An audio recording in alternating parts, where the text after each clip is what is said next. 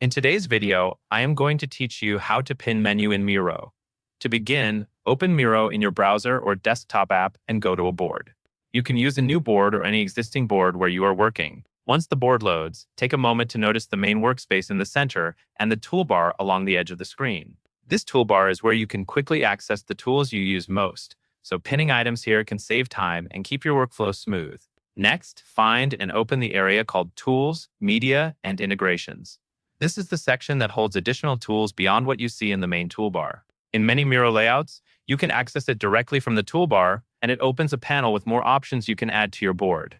This panel is especially useful if you use specific content types often, like certain shapes, sticky notes, connectors, or other embedded media and integrations. Now, in the Tools, Media, and Integrations panel, look through the available tools until you find the one you want to keep readily available. When you hover your cursor over that tool, you should see a pin option appear.